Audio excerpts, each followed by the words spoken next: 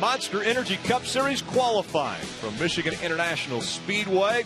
The clouds have broken up a bit. The sun's shining down on the racetrack now here in Brooklyn, Michigan.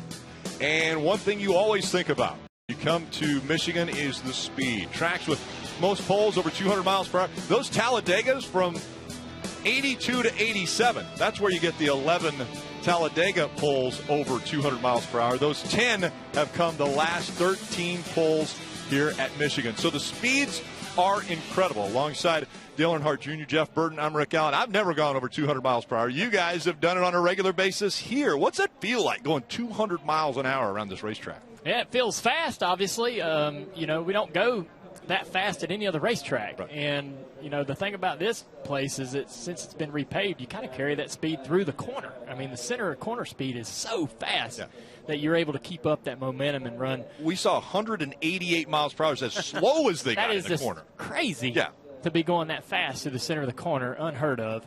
And, down the front straightaway, especially if you get a little bit of a toe on somebody, a little bit of a draft, it's incredible the feeling that, you have going into turn one. You talked about Talladega and how, those poles were in the past. Where at Talladega, you drive around the racetrack and your hands are like this. Yeah. You're just wide open in the gas. Well, that's not the case here. At this racetrack, going that fast, the driver is working exceptionally hard. Right. On the throttle, off the throttle, ride along with Daniel Suarez in practice and watch the wheel movement. Watch how much he's having to move the wheel. He's obviously out of the throttle, goes back to the throttle. He is working hard. And every time he moves that wheel, that's a reaction to the sensation. The car has gotten tight. The car has gotten loose. He's catching that car by milliseconds of a feel.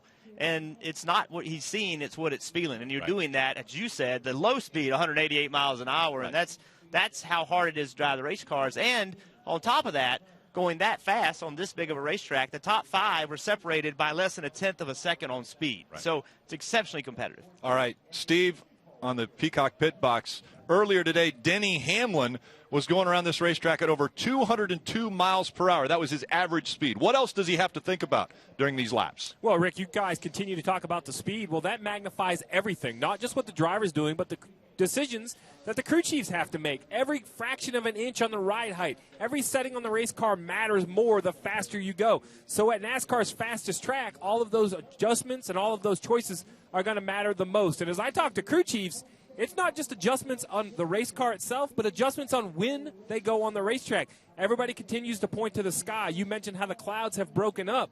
Well, everyone has in their notes from the first race here in the spring, if a cloud came by and the track temp dropped 5 or 10 degrees, they could easily see a tenth or two on the stopwatch of improvement. So I think these crew chiefs are going to have to make a tough decision when you send your driver onto the racetrack. So a lot of thinking going into this qualifying session. Chase Elliott, most recent winner from Watkins Glen, riding a high. That momentum here in Michigan.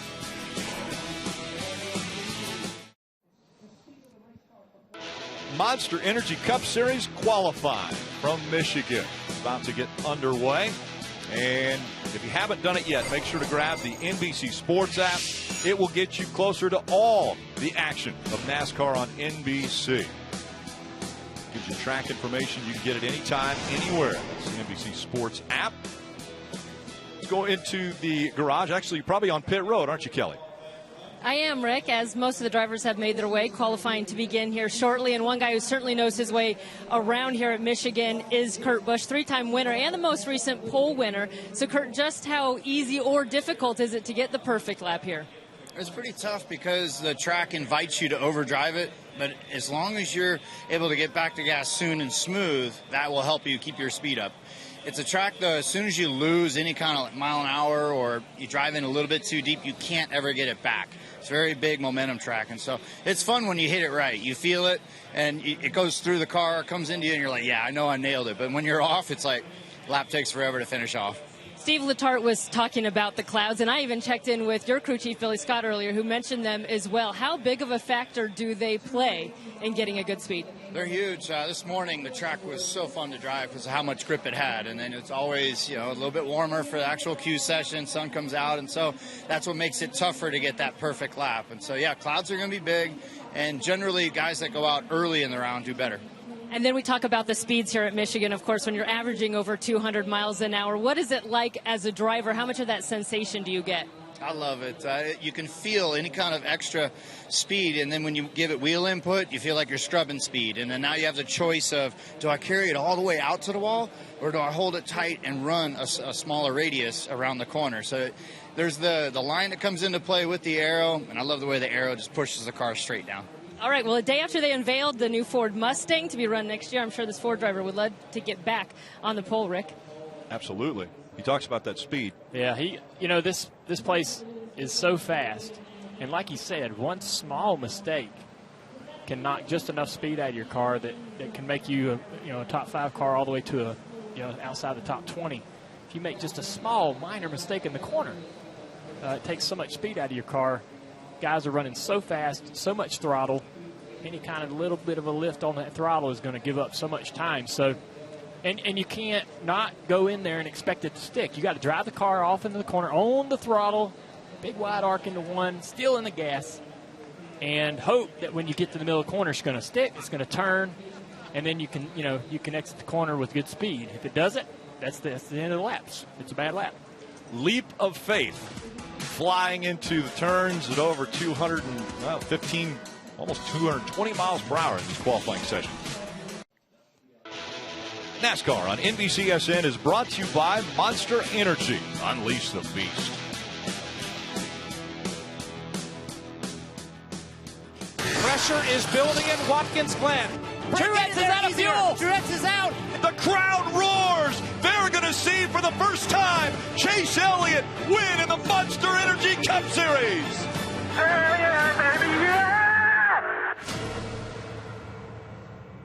That win was number 250 for the Hendrick organization. Jeff Bodine got the first one, of course, the most recent coming from Chase Elliott. But it's been a lot of people that have gone to work to get to that number. 17 drivers, 24 crew chiefs, 26 different tracks. The youngest winner, remember, Kyle Busch was at Hendrick Motorsports. He won when he was just over 20 years old. Mark Martin, the oldest, at 50. Alan Gustafson, actually crew chief for both of them. So the youngest and the oldest. 12 championships, and they did it with one manufacturer, Chevrolet. And, of course, part of the 26 drivers the drivers that we talked about were you. You were a part of that. Dale Jr., Steve, a crew chief for that organization during those 250 wins. Had to be great to be a part of it. It sure did. For the longest time when I drove at DEI, we always wondered what it was like behind those doors. What's it like to drive for that team, to work for that team? What are they doing in the garage and doing in their shop that's different than what we're doing? And how are they so successful? And when you get to work there, you realize it's just a professional attitude. They expect to win all the time. One of the most impressive things to me is that they're with the same manufacturer for so long. There's a lot of years in racing to be with the same manufacturer, so that's pretty interesting to me. Rick, what amazes me the most is just the span. You think it started in the 80s and now we're 2018. So many different styles of cars. Even though it's always been cup racing in NASCAR at the highest level, how the racing has happened has changed dramatically. Yet Hendrick Motorsports continued to find success and continues to this day to find success. That's impressive. I'm proud to be a small part of it. Initially, I talked to Rick Hendrick about it, and the Jeff Bodine win was not planned. I mean, as far as they didn't have Jeff Bodine behind the wheel at Martinsville, that wasn't at the beginning of the year. It was a suggestion. They said, you know what, I think Jeff Bodine can win at Martinsville. And Rick was kind of like, well, okay, we'll give it a shot. He was running out of money. He was, running out of patience, and boom, it all started right there. And now we're 250 wins away from the race. Eric Jones, we talk about speed at this racetrack. Take a look at the number. Over 205, over 210. What's most impressive is the center of the corner speed. I mean, 190 through the center of the corner. This ain't look no at the cloud. Look how plate shaded track. it is in 3 and 4. Yeah. It's shaded, completely clouded over there right now. The thing is that a plate track, there's no real balance issue. You don't go fast enough to have a really tight or loose race car. But here, you are at the limits of the tire. You are right up against that edge, pushing this car to the limit of the grip. And it's amazing to me what these guys can accomplish. Kurt Busch right now is fastest at a 35.78. Fastest in practice was a 35.66. So I think, there you go. He's staring at the clouds. Don't that saying? Don't stare at the sun, right? Well, He's not listening. Look at him. Look at everybody's like, okay, how close is it? How close is it? Just trying to get the timing right. They're trying to watch that cloud, and if they think it's going to come and cover the whole racetrack, they want to send their driver as late as they can in that cloud because the track will continue to cool down.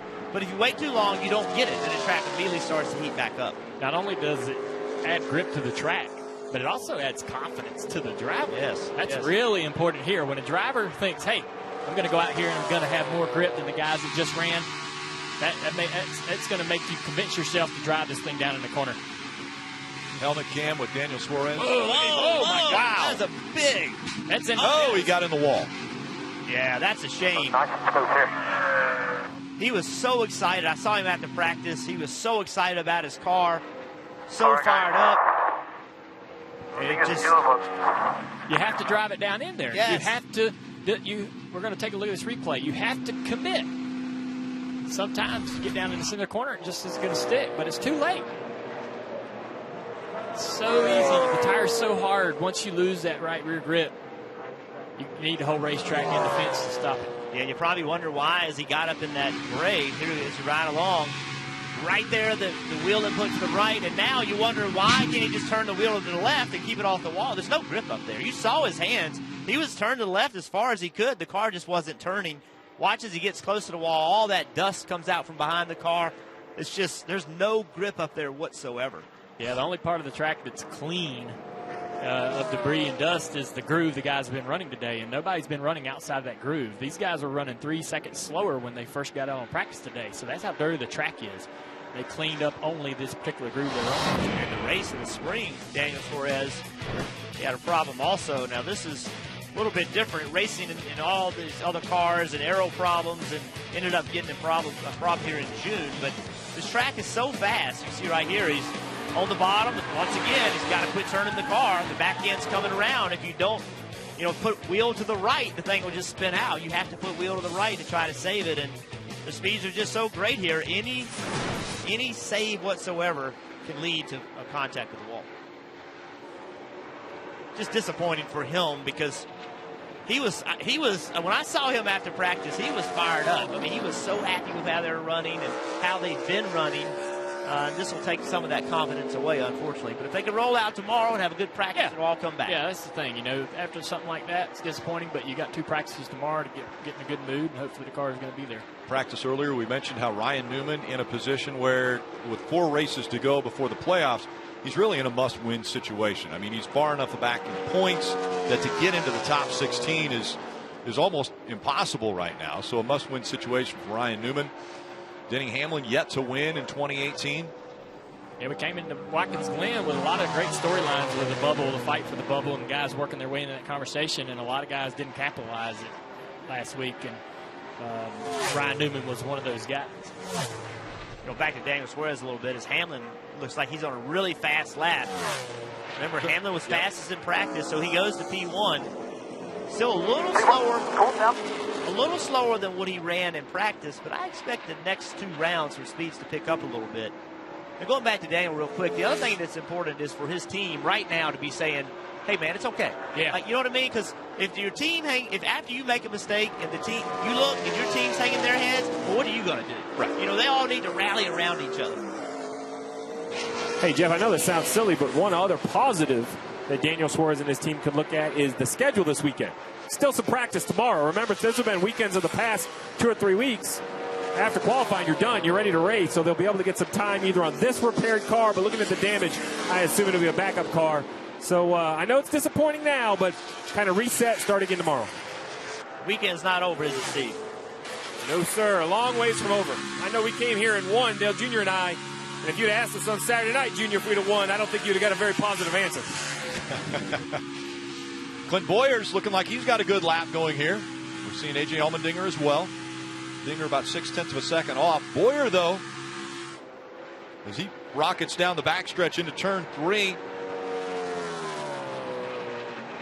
Clint's not had too much success over the last couple of weeks. He was a guy that was, we felt like was right behind the big 3, right around Chicago.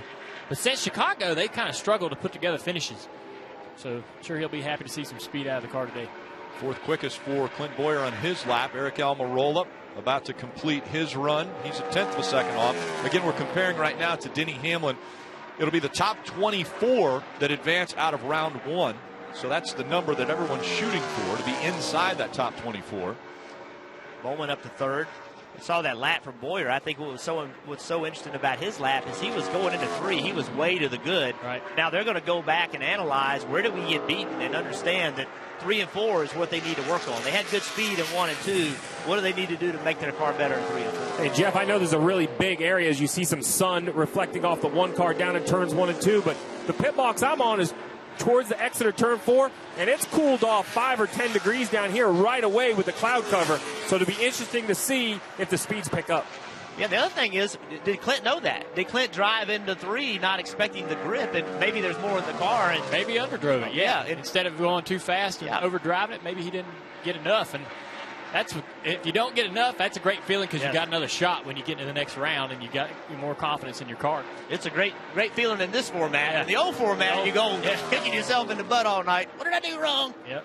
This one to give you a little redemption. And they can look at the lap tracker to see that, and that's what they'll do during this practice. You guys talked about it earlier today with Denny Hamlin looking at the lap tracker and trying to understand his line versus other cars. And Clint can go to the pit stall here and take a look at his lap versus some of the guys that are up front.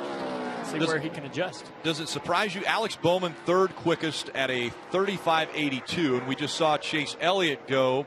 He's right now 12th quickest at a 36.14. Why so big of a gap between 2 guys from the same organization? So much driver input, as you talked about earlier.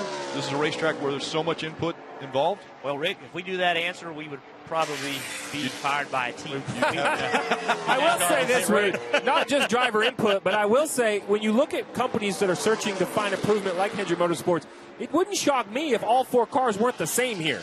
Maybe they went different directions back in the summer, see who finds an improvement quicker. So, it could be the setup, it could be the driver, it could actually be the car that they're driving. I don't know that, but I know there have been years in the past where we have kind of divided and tried to conquer what the ailment was for the company, one going in one direction, another crew chief going in another. And sometimes, Steve, it's a mystery, isn't it? I mean, sometimes you go somewhere and cars can be set up the same and they run different and the drivers are given different input, and it's just, what works for one driver doesn't always work for the other. It makes it very complicated. You'd like for every driver to like the same thing, but I rarely could drive stuff that Matt Kenseth liked. I typically could drive stuff that like Mark Martin liked, but that changed too. As our careers changed, our driving styles changed, and it's just hard to put somebody else's setup in your car and think you can run the same thing. Oh, Jeff, it was a mystery, and your sleep was directly related to which side of the mystery you were on. If you were at the top, you slept good. If you were the slow teammate, not so good. Comparing now to A.J. Allmendinger, who's in the 24th spot, that spot that will transfer into the second round. Ty Dillon running in the green right now. Ty Dillon will be a part of the NASCAR America Fan Edition, which is coming up right after this qualifying session. And this will be his second run, so be interesting. He had a little slip there entering 3, but he's going to run a faster lap and improve on his time. And like you said, Jeff, you think a lot of guys are going to get faster as the rounds go by. Here's some evidence of that. And that makes that cut line that much more important. So if you're Jimmy Johnson in 19th, do you have enough cars behind you that are good enough to go out and take advantage of that increased speed? I don't really know that you do. You've got Allmendinger, Kane, McMurray. Those are the 3 that jump out to me. Trevor Bayne could run a good lap. So it's probably 3 or 4. Brandon Jones, he was slow on his first lap. He had a problem. So there's Stenhouse here. He's almost half a second faster in his first run, and he's 21st. He didn't have to rerun right away, but they assumed that lap definitely wasn't going to be good enough, and he was around a 36.30. Well, guys, and the amount he just picked up, Dale, it's a big deal to everyone on pit road. Yeah. Because as much as Ricky Stenhouse picked up, I'm not sure that if you're Larson, Dillon, 15th on back, as crazy as that sounds, that could absolutely be an issue. Think about Kevin Harvick, 18th on the current leaderboard, and he's sitting at the end of pit road, so they're not sleeping on 18th position. Yeah, I don't think they should be. They were on track when Suarez had their problem. I think he had to lift a little bit and lost some speed, and that's why he's way down there. Remember, guys, when this session started, when the qualifying session started, we saw Todd Gordon, we saw a couple crew chiefs covering their eyes because the sun was so bright. Right now, there's no sun on the racetrack, so the track's obviously going to be faster. Yeah, this is a great opportunity for guys to go out and rerun and improve their times because of the cloud cover. Kelly.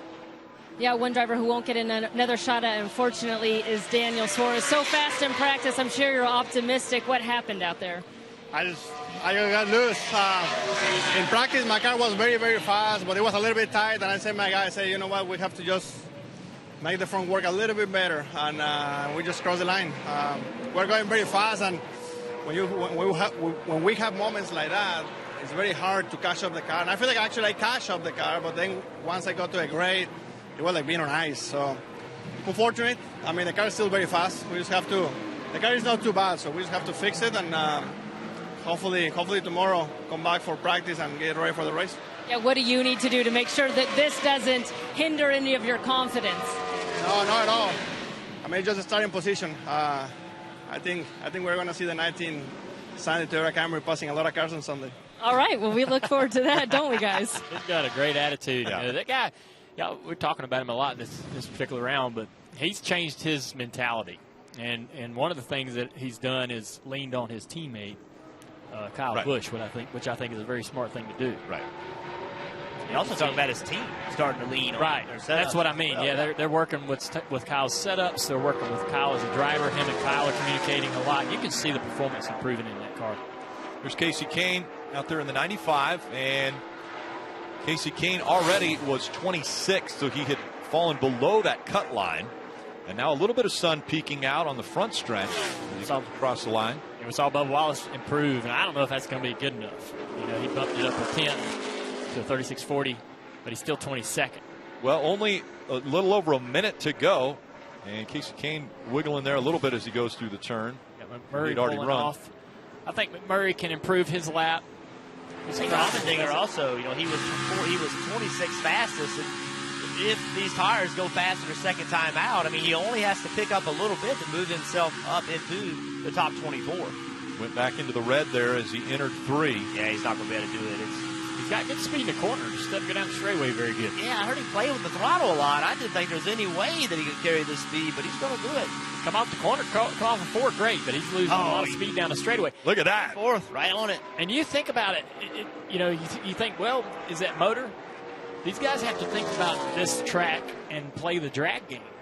Set their cars up to be less, do you set the car up to have downforce and go for the handle in the corner and suffer down the straightaway, or do you trim it out and try to run, get the thing where to run down the straightaway, but it's going to be a handful down in the center of the corner. Final 10 seconds. They've got to get to the start-finish line if they want their lap to count. Jamie McMurray is on the clock. He's way good right now. 1/10 of a second to the good.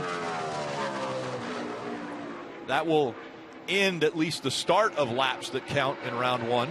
So these are the last 2 on the track. McMurray and McDowell. McMurray looking good, very good, as a matter of fact. Comfortably will advance. He's 18th quickest on that lap. And McDowell still a 10th and a half off. And McDowell was 30th going into this lap. And he only moves up to 29th. So David Reagan is safe. He was 24th. He'll advance to round 2. Denny Hamlin once again was fastest in practice. Now fastest in round 1 of qualifying for Michigan.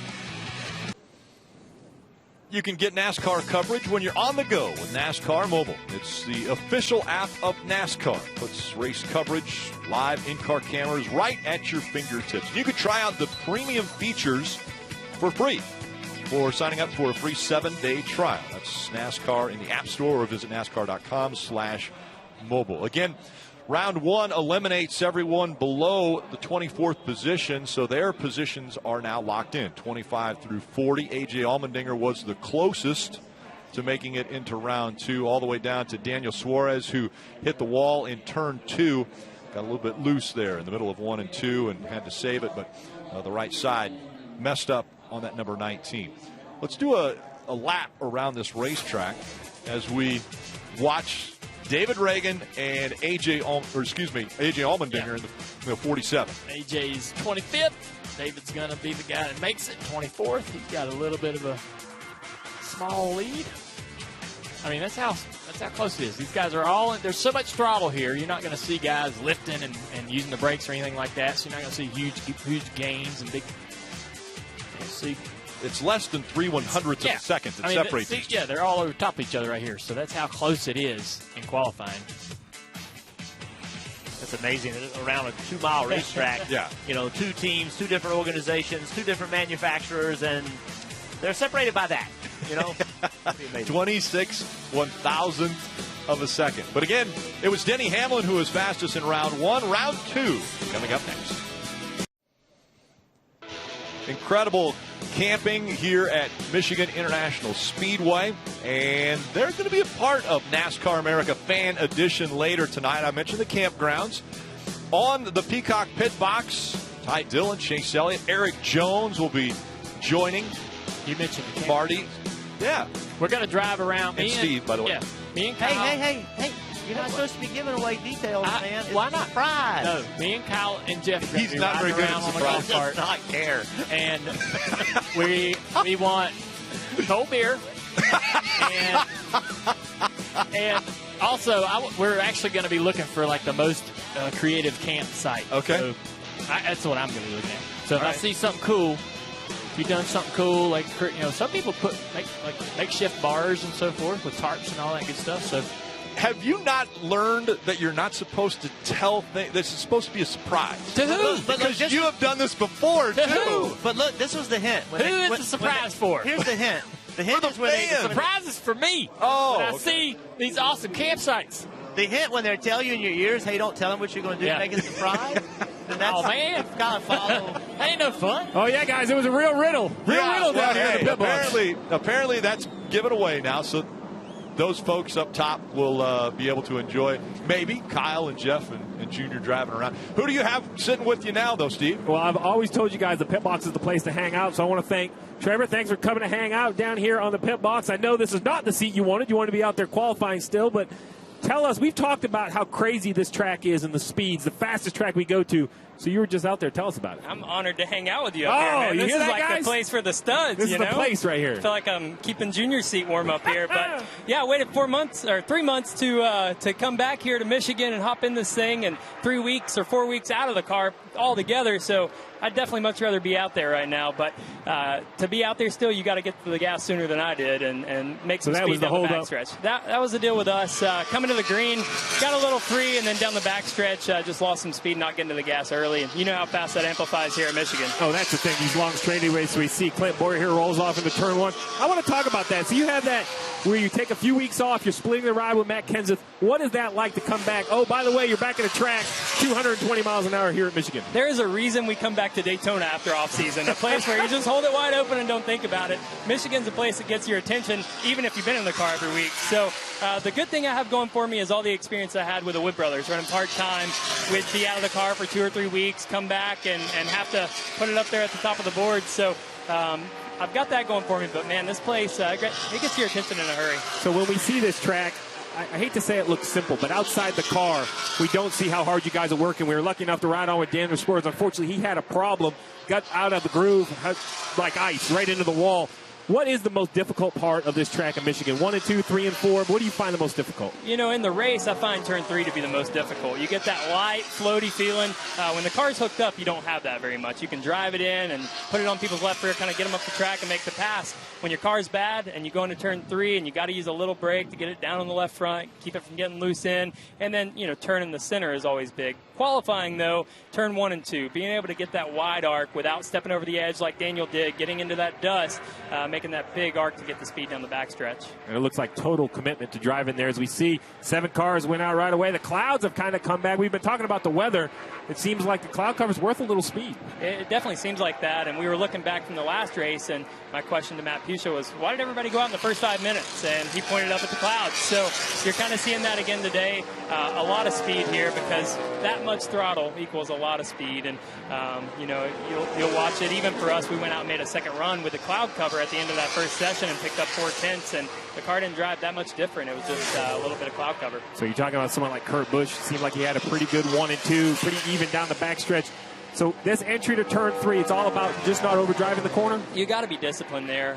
The temptation is to shallow it up to keep your car from getting loose. But if you do that, you run out of room on exit. So you got to be really disciplined to keep that arc, kind of like a Kentucky, but also be able to get back to the gas early and get that good point on exit. Yeah, so we talk about this is a race last year. You ended up finishing 5th. I mean, this is a race you found success in. What excites you most when you come to a track like Michigan? Well, Michigan, it's always been fun for me. It's really fast. You know, I really enjoy that. And we had a good finish here last year, so that's always fun. Track position is key to that. That's what we did to get that finish. But coming back to, Ford country for us right. and for all the other manufacturers, it's home turf. You know, you come to do some battle, and so I'm excited about that. But for me, it doesn't matter what track. I'm just glad to be back in the race car and holding that steering wheel a little bit. Yeah, well, listen, we appreciate you coming down to join us. It's good to see you back at the racetrack. It's going to be good. We're going to be following up with you all weekend long. We're going to watch and see which of these 24 can advance in the top 12, and a little more practice tomorrow. Back to a 3-day weekend. You have at least a couple more practices ahead of you. I'm glad about that. I watch these, I've become a fan over the last couple months, being able to watch and to see Chase. He's on track now to get his win last weekend, and to be able to come out here and race with these guys again, it's been kind of cool for me to watch from the outside and get new perspective. But I'm glad to be here, glad to have 3 days to work on the car and try to make some progress and go and get a good run for our Advocare Ford. Well, there you have it, guys. I appreciate it. Trevor, thanks. Rick, Jeff, Dale, I'll let you guys up there. Tell us what you see from the booth. It seems like people are lining up to hang out with you on the Peacock pit box. This is the place to be, cool. Rick. That's awesome, man. We appreciate Trevor Bayne coming over and giving us that perspective. I mean, that's the great thing.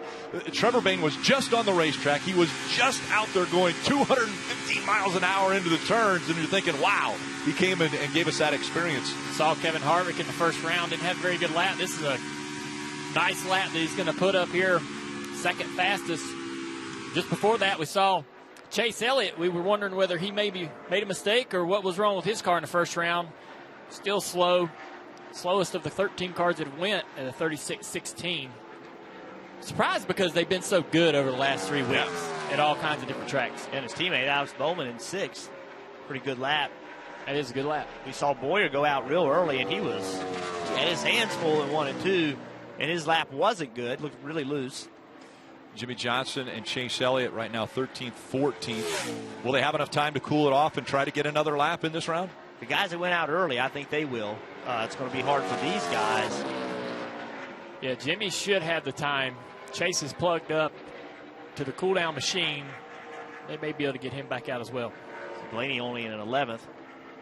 So the only question, Jeff, in my mind, if you can run again, is engine temperature. I think the tires don't need to cool, but this place is horsepower driven. You cannot be, run out of patience and get your engine too warm. Hurt it for the race. Keselowski 15th. Sure, he's not happy with that. Logano in 8th. Blaney we just talked about in 11th, and Keselowski 15th. Here's William Byron, almost a half a second off of what Denny Hamlin has run. Again, we're comparing to 1, but the cutoff line is 12, so that's what everyone is shooting for, to be inside that top 12. And Blaney is inside of it. He's 11th. Keselowski, as we mentioned, 15th. Paul Menard, Ryan Newman, both on the clock. So now you compare him to 12th. He switched over. He's in pretty good shape. See how far up. That's only in 12th, though. So for Paul Menard, with a lot of good cars left to go and the opportunity for some other cars to go out on a second time, I don't know that that's safe. Jimmy Johnson's rolling right now to make a run. Newman lost a lot of speed when he entered 3. He did a great job. Back the corner up. And you can see how that maximized the straightaway speed off of 4. 9th. Good lap. Newman in 9th, and then Austin Dillon in 11th. You got to give RCR a lot of credit because over the last couple weeks, they've stepped their game way up. We talk about the speed that the Hendrick team seems to have found over the last several weeks. Those guys at RCR, man, they've made some bigger gains than that. And both are Chevrolet teams. Right. So that huge gains. I mean, they weren't even in the top 15 in qualifying and so forth over the last several weeks. Another Chevrolet here with McMurray on the clock. His teammate Kyle Larson has already gone. He's 15th quickest at a 35.98. And he's been so good at this racetrack, Kyle Larson has. Yeah, how many wins here? I mean, he's just been phenomenal. Kyle Larson has. Now Jamie McMurray on the clock, and we see McMurray about a 1/10 of a second off what Blaney has run. Ricky Stenhouse Jr. out on the track now. He's coming off turn 2 with pretty decent good speed. Got off that corner great. Maintaining that speed down the back straightaway. If he can do the same thing down here, he's got a shot at making it. Backs his corner up. See if he can get to the throttle. Stayed in the green. Oh, look how close. Can he get back? He didn't get quite the run off the corner that he did off of 2. 13th for Ricky Stenhouse Jr. That is so close. If you're Austin Dillon, you got to be rolling, and he is, by the way. Here comes Jimmy Johnson.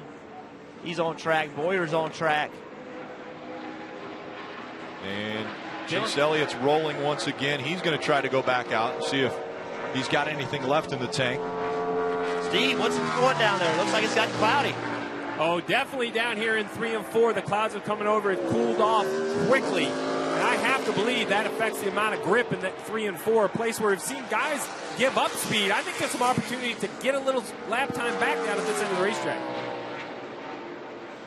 We'll see if it works for Jimmy Johnson. Diving through 1 and 2 and losing the speed. But Jimmy normally is so good at leaving the corners. That's normally when he's on his game and his cars do what he wants them to do. He always give up a little speed on corner entry and then gain it on corner exit. But you can see he did not get off of 2 very well. Gave up some speed into 3 like he always does, but he can't gain it back. The fast Jimmy Johnson in 48 car could always carry that speed on corner exit, but they just have not been able to find it. 20 seconds left. Got to get to the start line, which it looks like Chase Elliott's going to be able to do. Bubba Wallace on the clock, but a half a second off of what he needs to run to advance. As the clock winds down, red and black flags displayed. Anybody who isn't on a lap right now won't be able to start a lap, and so you see the winter net going down for Kyle Larson as he comes off the track. He was 17th quickest. And you see Austin Dillon making a run right here. He is in 11th spot, and there's only one other car on the racetrack that has a chance to beat him. So he should just quit. Someone, Shut her down. well, he's already, someone needs to be telling him, hey, look, man, back her down. You don't need to run. Keselowski is going to be 0.2 of a second off. He moves up to 18th, but not good enough. So it will be Ryan Blaney, who is 12th quick in the 12 car. And Denny Hamlin once again fastest in this second round. And all right, guys, I know that the fan edition is coming up for NASCAR America, and you guys have to, what is it, Prime? What do you guys have to do? Get ready somehow? What do you? Hey, man. It's a surprise, Rick. Oh, that's right. It's a surprise that Junior gave away already. Yeah. But NASCAR America Fan Edition is coming up again on the Peacock Pit Box with Steve and Marty, Ty Dillon, Chase Elliott, Eric Jones. They're going to be there. Everyone at home obviously will be able to enjoy that. Everyone in the infield, get ready. Be prepared. Get ready. Be prepared. And Steve and I will bring you the third round of qualifying for Michigan International Speedway. Again, who will win the pole? That's about to be determined. NASCAR is on NBCSN this weekend. Well, tomorrow it's the Xfinity Series. They're racing in Mid-Ohio. That starts at 3 o'clock. Then Sunday, Monster Energy Cup Series racing from right here, the Irish Hills of Michigan. That race coverage beginning at 2:30 p.m. Eastern. Again, Monster Energy Cup Series qualifying underway. Round 3 about to get underway. Look at round 2 and the drivers that didn't advance. Those from 13 to 24 are locked in. You see right there in 21st, the most recent winner. Won at Watkins Glen, Chase Elliott. He's standing by with Kelly. And, Rick, a little bit surprising to see Chase's name there on the list. They're in 21st. They've been so fast at this track. 3-time runner-up here, Chase. I heard you say in round 1, way off. What didn't you like about the 9 there? Yeah, just wasn't quite turning like I was hoping it would. But, yeah, we had a hard time here in the spring race here, too, so not real sure why. But hopefully we can get it worked out tomorrow and move forward because that was not good. All right, yeah, a little bit of disappointment. We'll see if we can get that smile back after that big win come tomorrow. A lot of disappointment. What a difference a week makes. It was this champagne for everyone at Watkins Glen after the win and disappointment. Coming up next, it's NASCAR America Fan Edition. As a matter of fact, I think already Kyle Petty, Jeff Burton, and Dale Earnhardt Jr. are on a golf cart somewhere in the infield. But at the Peacock Pit Box, it'll be Steve and Marty, as well as Ty Dillon, Chase Elliott, and Eric Jones. And Steve, is that Chase already over there? Man, winner last week, very punctual this week. Unfortunately, he's not in qualifying. We just heard from him. He didn't quite make the final 12, but he's here. We'll talk about last week, talk about qualifying this week. A lot of conversation up next on the fan edition of NASCAR America. But first, Rick, we got to finish this qualifying. That's right. 5 minutes to find out who the fastest in Michigan is today. Denny Hamlin has pretty much dominated the day. He was fastest in practice, fastest in round 1, fastest in round 2. And will he be fastest in round 3? You're going to answer that question, right, Steve? So, Rick, don't lie to me. Who do you got in your fantasy? Come on. Okay, honestly, I have Kyle Busch. I got Denny Hamlin. I'm feeling good. I'm feeling good. Actually, truth is, I'm in 2 leagues, and I got Denny Hamlin and Kyle Busch. Kind of covered your bases. Yeah, I kind of covered my bases. But we're going to see right away. You see the clouds are here. Denny Hamlin wasting no time, still over 4 minutes, and he's on the racetrack. Can he go faster? I think he can. I really do. I believe that there's no chance of holding anything back. The track is as cool as we've seen it. They've been able to work on their car and make adjustments. I'm looking for something in the 35-40 range. We'll see how close we are. All right, well, the clock has started for Denny Hamlin. He's on the clock now. And again, this round just 5 minutes, and it takes him almost about 45 seconds or so to get around to the start-finish line. Getting up to speed, of course. Once they take that green flag, not nearly that length to go 2 miles around this racetrack that is so fast, the fastest in NASCAR. And if you want to sit on the pole, I think it's going to end up at this end of the racetrack. 3 and 4 seems to be the trickiest. Denny Hamlin looked pretty decent through there. Let's see what kind of lap time he can run.